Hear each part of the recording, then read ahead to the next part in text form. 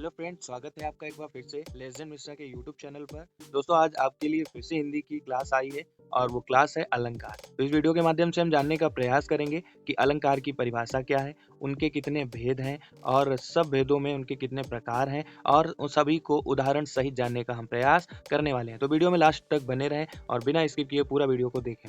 तो अलंकार की परिभाषा से शुरू करते हैं। अलंकार का अर्थ है अलंकृत करना या सजाना। मीन्स किसी भी काव्य को सजाना या अलंकृत करना ही अलंकार कहलाता है, या जिन शब्दों से हम उसकी सजावट करते हैं उन्हीं शब्दों को हम क्या कहते हैं, अलंकार कहते हैं। अगर सिंपल सी एक परिभाषा जानने का प्रयास करें तो काव्य की शोभा बढ़ाने वाले शब्दों को ही हम अलंकार कहते हैं। तो आपको उम्मीद है समझ में आ गया होगा कि अलंकार काव्य की शोभा बढ़ाने वाले शब्द हैं। नेक्स्ट अगर हम बात करें अलंकार के भेदों की, तो अलंकार के भेद आपकी स्क्रीन पे जस्ट सामने आ गए होंगे। सबसे पहले नंबर पे आता है शब्द अलंकार। तो अगर इसकी परिभाषा जानने का प्रयास करते हैं तो ये वर्णगत, वाक्यगत या शब्दगत होते हैं और इनमें उदाहरण है जैसे अनुप्रास, यमक, श्लेष आदि। अगर इसकी बात करते हैं शब्दालंकार मीन्स होता है, यानी जो इसकी निर्भरता है वो शब्दों पर होती है, यानी ये शब्द पर ही आधारित होते हैं, इसीलिए इनका नाम हो गया है शब्दालंकार। अब बात करते हैं दूसरे अलंकार की, और दूसरा अलंकार है अर्थालंकार। कौन सा अलंकार है? अर्थालंकार। तो अर्थालंकार की निर्भरता शब्द पर ना होकर शब्द के अर्थ पर आधारित होती है, इसीलिए इसका नाम पड़ा अर्थालंकार। मुख्यतः इनमें कौन कौन से आते हैं ये पढ़ लेते हैं। इसमें उपमा, रूपक, उत्प्रेक्षा, अतिशयोक्ति, दृष्टांत और मानवीकरण जैसे अलंकार सम्मिलित है। नेक्स्ट है तीसरा, जिसको हम कहते हैं उभयालंकार। तो उभयालंकार कौन सी चीज होती है? जहाँ काव्य में शब्द और अर्थ दोनों से चमत्कार या सौंदर्य परिलक्षित हो, वहां उभयालंकार होता है। मीन्स उभयालंकार की जो निर्भरता है वो शब्द पे भी है और उनके अर्थों पर भी। जैसा कि हमने अभी शुरुआत में पढ़ा कि अलंकार के भेद कितने हैं? 3। पहला भेद है शब्दालंकार, और शब्दालंकार में भी ये किन पर निर्भर रहते हैं? ये पूर्णतया शब्दों पर ही निर्भर रहते हैं। और जस्ट दूसरी तरफ कौन सा था? अर्थालंकार। तो अर्थालंकार की निर्भरता रहती है अर्थ पर।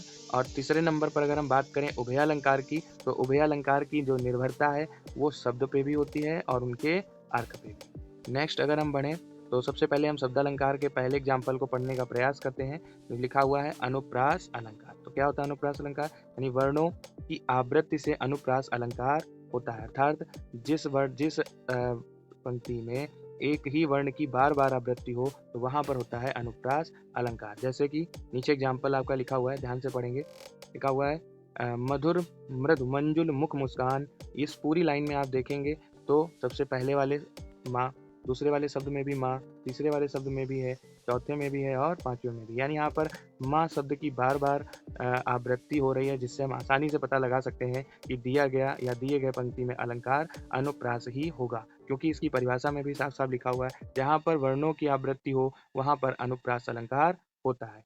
नेक्स्ट अगर इसका एग्जाम्पल एक जाने तो यहाँ लिखा हुआ है सुरुचि सुबास सरस अनुरागा, यानी जहाँ पर सा, दूसरी पंक्ति में भी सा, तीसरे पंक्ति में भी सा, और 3 बार हम देख रहे हैं कि यहाँ पर सा वर्ड की आवृत्ति हुई है, इसीलिए यहाँ पर कौन सा अलंकार है? अनुप्रास अलंकार है।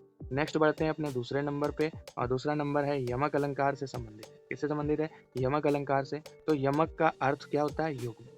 ठीक है, युग्म मीन्स जोड़ा। अगर जोड़े की बात करें अपने सरल भाषा में अगर बात करें तो जिस पंक्ति में 2 शब्द आ जाए, जैसे कि नीचे पंक्ति में कनक और कनक 2 बार दिया गया है और दोनों के अर्थ भी भिन्न भिन्न हो, तो वहां पर होता है यमक अलंकार। तो पहले परिभाषा ढंग से पढ़ लेते हैं। यमक अर्थात युग्म, यानी यमक में एक शब्द की 2 या 2 से अधिक बार आवृत्ति होती है। यहाँ पर कनक और कनक 2 बार आए, यानी 1 से अधिक बार आवृत्ति हो सकती है और दोनों के अर्थ भी भिन्न भिन्न होते हैं। जैसे कि एग्जाम्पल नीचे लिखा हुआ है, ढंग से पढ़ेंगे। कनक कनक से ते सौगुनी मादकता अधिकाय, व खाए बौराए नर या पाए बौराए। तो आप देखेंगे कनक और कनक डार्क है, और डार्क क्यों है? क्योंकि यहाँ पर दोनों कनक शब्द का अर्थ भी अलग अलग है। तो जानने का प्रयास करते हैं क्या क्या है दोनों का अर्थ। तो यहाँ कनक शब्द की 2 बार आवृत्ति है और पहले कनक के 2 अर्थ हैं। देखते हैं, पहले कनक को कहेंगे धतूरा और दूसरे कनक को का अर्थ होता है सोना। अतः यहाँ पर पहली बात तो 2 बार कनक और कनक आया, यानी 1 से अधिक बार आवृत्ति हुई है और दोनों वर्णों का अर्थ अलग अलग है, इसीलिए यहाँ पर यमक अलंकार होगा। नेक्स्ट है और शब्दालंकार का श्लेष अलंकार आखिरी अलंकार है।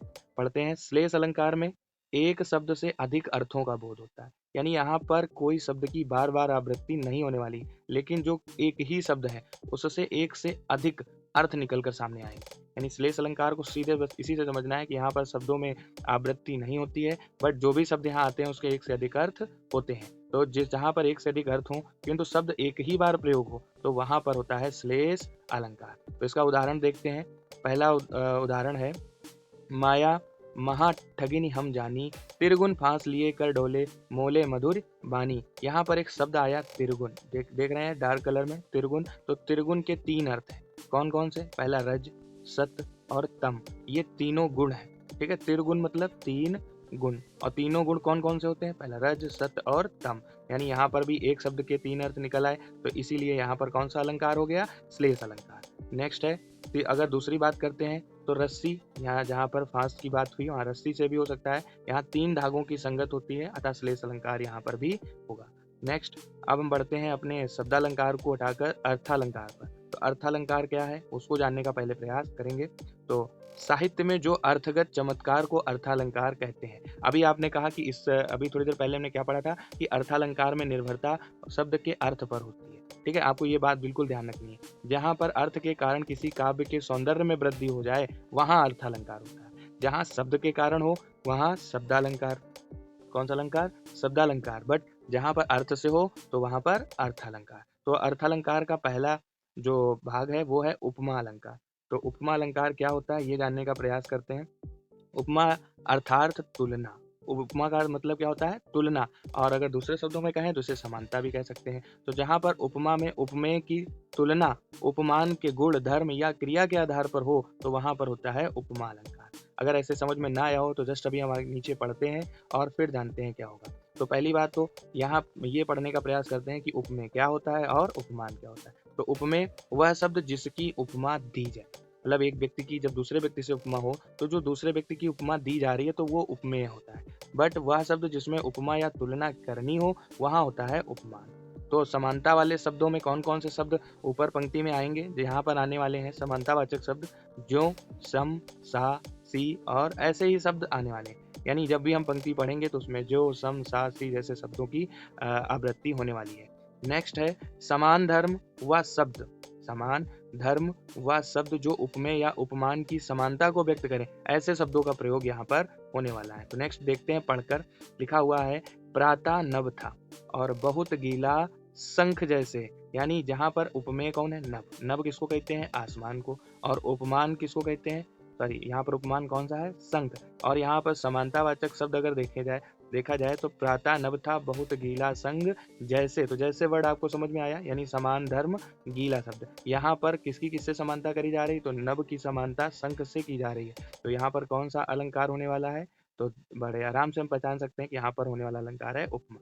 उम्मीद है आपको अच्छे ढंग से समझ में आ भी रहा होगा। तो अब हम बढ़ते हैं अपने नेक्स्ट अलंकार की ओर और वो है रूपक अलंकार। तो रूपक अलंकार क्या होता है इसे जानने का प्रयास करते हैं। तो इसमें उपमेय या उपमान का अभेद आरोप किया जाता है। अभी आप पढ़ चुके हैं उपमेय क्या है और उपमान क्या है। तो पहला एग्जाम्पल है आए महंत बसंत। यहाँ पे दो शब्द है, कौन कौन से? पहला महंत और दूसरा कौन सा? बसंत। तो इन दोनों शब्दों में देखते हैं, यहाँ पर बसंत पर महंत का आरोप है।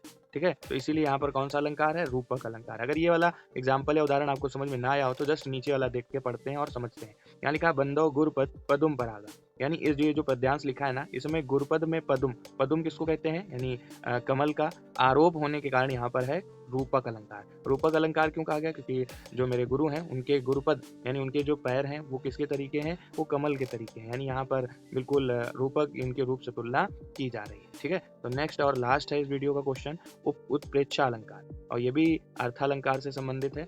तो उत्प्रेक्षा अलंकार जहाँ पर उपमेय में उपमान की संभावना की जाती है। यदि आप ऐसे ना समझ पाए तो जिन पंक्तियों में मानो, जानो, जनु, मनु आदि शब्दों का प्रयोग हो, कौन? जनु, जानो, मनु, मानो जैसे शब्दों का प्रयोग हो वहां पे होते हैं उत्प्रेक्षा अलंकार। अगर हम उदाहरण पढ़ें, उदाहरण पढ़कर हम बहुत अच्छे ढंग से समझ सकते हैं। यानी लिखा हुआ है सोहत ओढ़े पीठ पर श्याम सलोने घात, मनो नील पर शैल पर आतप परियो प्रभात। यहाँ पर हमको एक शब्द मिल गया, कौन? मनो। अभी आपने पढ़ा जनु, जानो, मनु, मानो। अभी ऊपर आप पढ़ चुके हैं ना कि जनु, जानो, मनु, मानो। तो वहां पर कौन सा अलंकार होने वाला है? उत्प्रेक्षा अलंकार। तो यहाँ पर भी बड़े आसानी से हम समझ सकते हैं कि दिए गए पंक्ति में अलंकार उत्प्रेक्षा होगा, क्योंकि यहाँ पर जो श्री कृष्ण के श्यामल शरीर पर पीताम्बर ऐसा लग रहा है मानो नीलम पर्वत पर प्रभात काल की धूप शोभा पा रही हो। तो इसीलिए यहाँ पर कौन सा अलंकार है? उत्प्रेक्षा अलंकार है। एक क्वेश्चन आपके लिए है कि दिए गए पंक्ति में अलंकार को पहले पहचानना है और पहचान कर उसका उत्तर कमेंट बॉक्स में देना है कि सूरज सुबास सरस अनुरागा कौन सी पंक्ति है? सूरज सुबास सरस अनुरागा में, यानी अभी हम पढ़ भी चुके हैं, तो ये कौन सा अलंकार इसमें दिया गया है, यानी कौन से अलंकार से ये संबंधित है। तो आपको फटाफट कमेंट बॉक्स में इसका आंसर जरूर बताना है। लाइक करें, शेयर करें, सब्सक्राइब करते हैं और मिलते हैं नेक्स्ट वीडियो में।